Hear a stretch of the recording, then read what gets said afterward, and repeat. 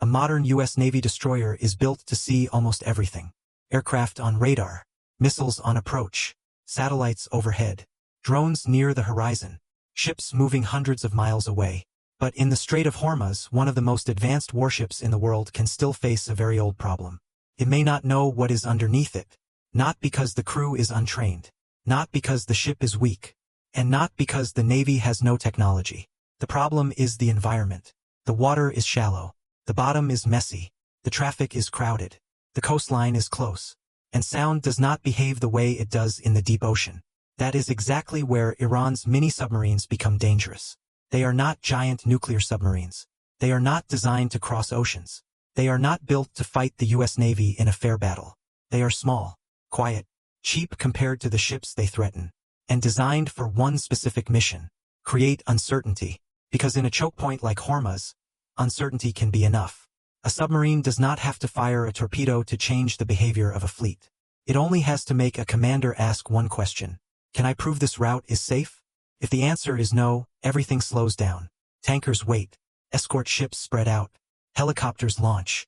Sonar teams work harder. Insurance companies raise prices. Markets start watching. And suddenly, a small submarine hidden in shallow water becomes much more than a weapon. It becomes a political tool, an economic pressure point, and a test of American naval power. So why can't the U.S. Navy simply stop Iran's mini-submarines?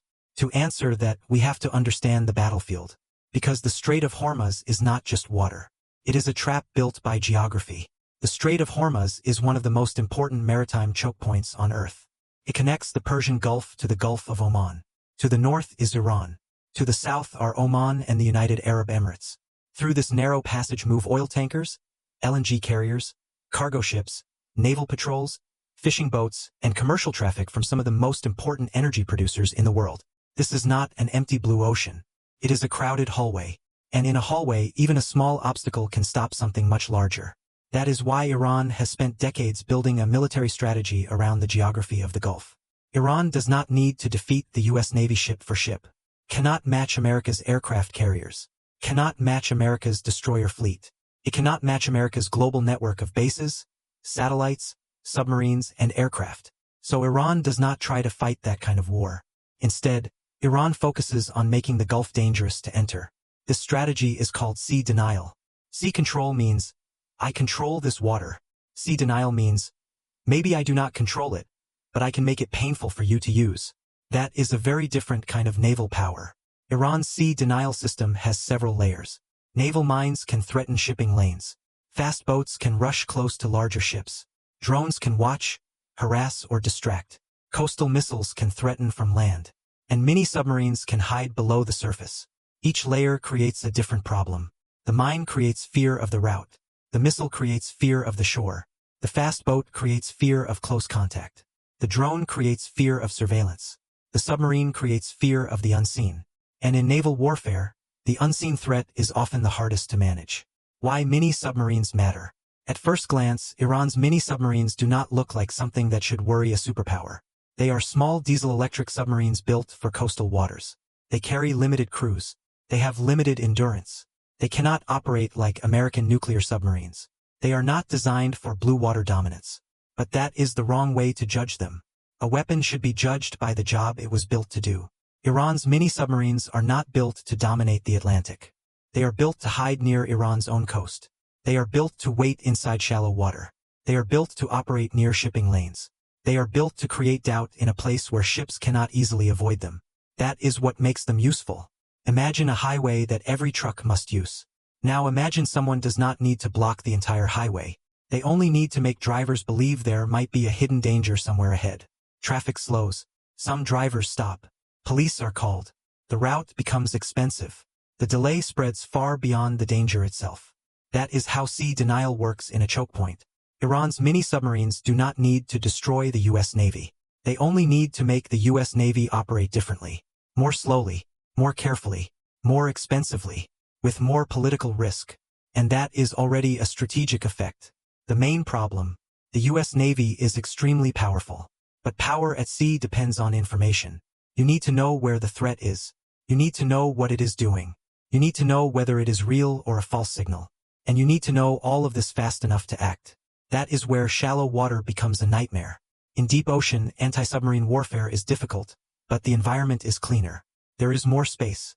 There is more depth. There is less clutter. Sound can travel in more predictable ways.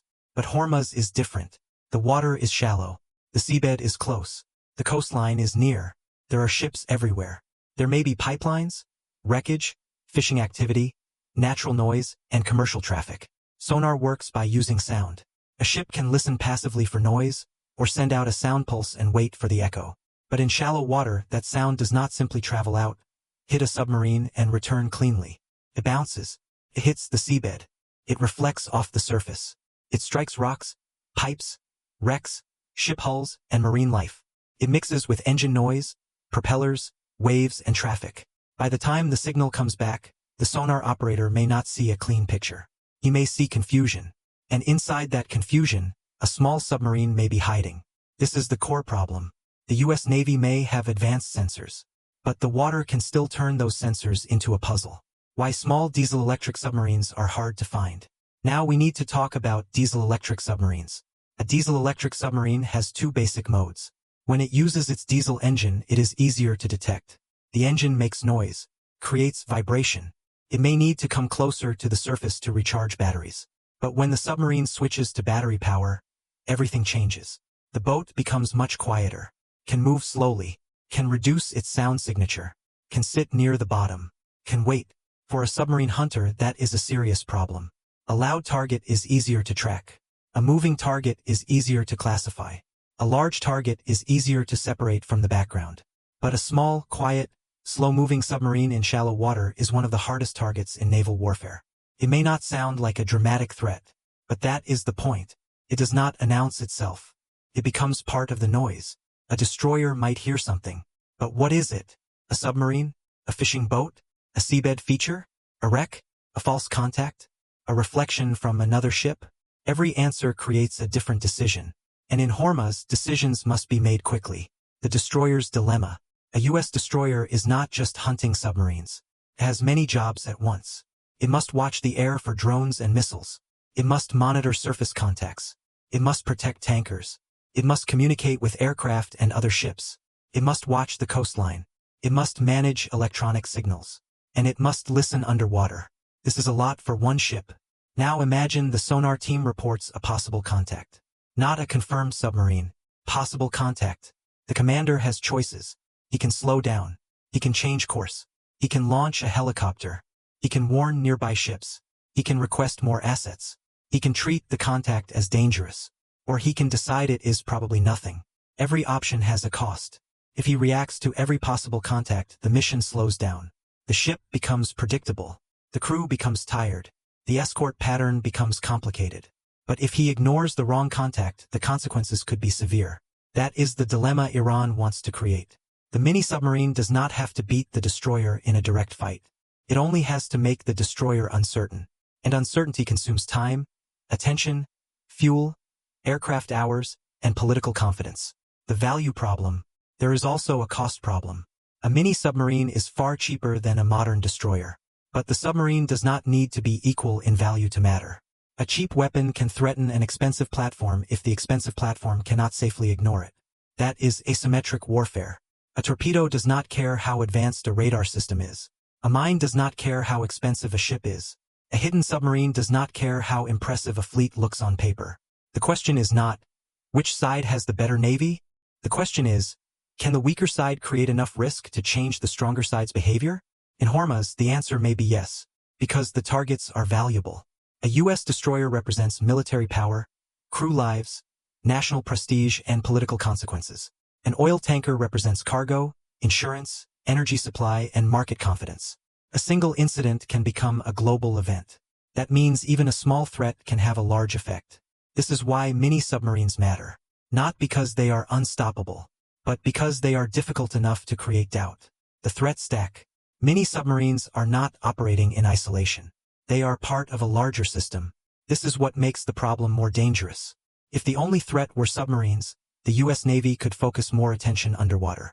But the Strait of Hormuz contains multiple layers of risk. Look above the water. There may be drones watching from the coast.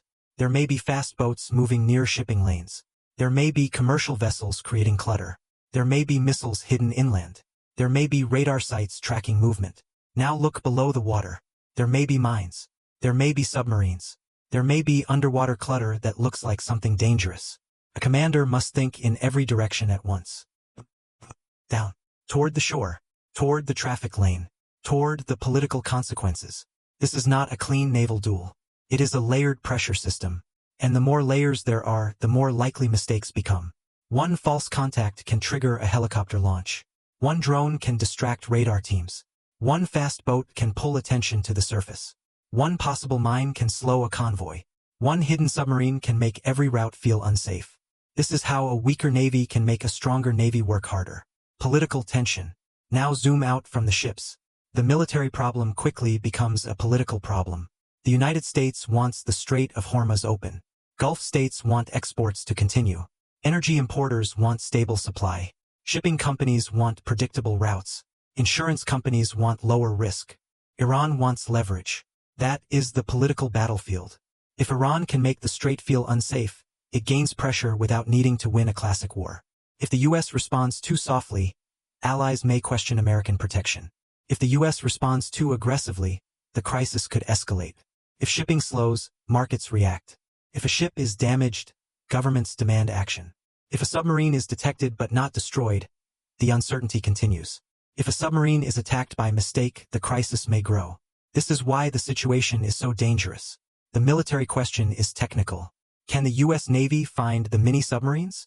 But the political question is bigger. Can the United States guarantee safe passage without triggering a wider conflict?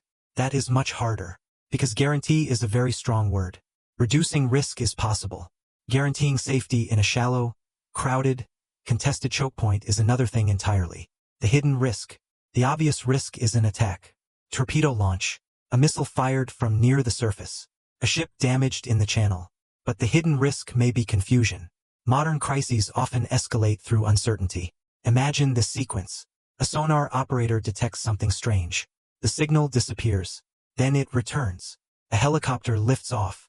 A destroyer changes course. A tanker slows down. Another ship misunderstands the maneuver. A fast boat moves closer. A drone appears on radar. Someone reports a possible missile launch from the coast. Now everyone is watching everyone else. Nobody has a complete picture. Every side is afraid of being surprised. And decisions that should take hours may have to be made in minutes. That is where mistakes happen. A submarine does not need to fire to raise the temperature of a crisis. This possible presence may be enough. This is why hidden weapons are so powerful in narrow waterways. They create fear before they create damage. Global consequence. The Strait of Hormuz is not just a regional problem. It is connected to the global economy. If ships slow down, supply chains feel it. If insurance prices rise, shipping becomes more expensive. If energy markets panic, fuel prices can move. If governments deploy more forces, the chance of miscalculation increases. This is how a local underwater threat becomes a global issue. People far away from the Persian Gulf may never think about mini-submarines, but they may still feel the effect. At the gas pump, in shipping costs, in inflation pressure, in market uncertainty, in government decisions. That is the strange power of choke points. A very small area of water can influence a very large part of the world. And Hormuz is not the only place where this matters. The Taiwan Strait is also narrow and strategically sensitive. The South China Sea has contested routes and islands. The Red Sea has shown how shipping lanes can become pressure points. The Black Sea has shown how drones, missiles, and naval denial can challenge traditional fleets. Other countries are watching Hormuz. China is watching how the U.S. handles shallow water threats. Russia is watching how naval pressure affects NATO thinking. Smaller states are watching how cheaper systems can complicate expensive militaries. The lesson is spreading. You do not need to own the ocean to make the ocean dangerous. You only need to make your opponent unsure. So why can't the U.S. Navy simply stop Iran's mini-submarines? Because the problem is not simple. It is not just about finding one submarine. It is about finding a small quiet submarine in shallow noisy water. It is about protecting tankers while watching drones, missiles, mines, fast boats, and the coastline. It is about making decisions under uncertainty. It is about preventing a local incident from becoming a regional crisis. And it is about keeping global trade moving through one of the most sensitive choke points on Earth. The U.S. Navy is built for power, but Hormuz rewards patience, concealment, geography, and doubt. Iran does not need to defeat the U.S. Navy in open water. It only needs to make the next mile uncertain. And that is the real danger. Because the future of naval warfare may not be decided only by the biggest ships, the longest-range missiles, or the most advanced aircraft. It may be decided in narrow seas, shallow water, and crowded shipping lanes. Places where a small hidden weapon can force a giant navy to slow down. That is why Iran's mini-submarines matter. And that is why the Strait of Hormuz is more than a waterway. It is a warning. If cheap hidden systems can challenge expensive visible power here, then the next major naval crisis may not begin in the middle of the ocean. It may begin in a narrow choke point, with a sonar screen, a missing contact, and one commander asking the question no navy wants to hear: is the water ahead safe?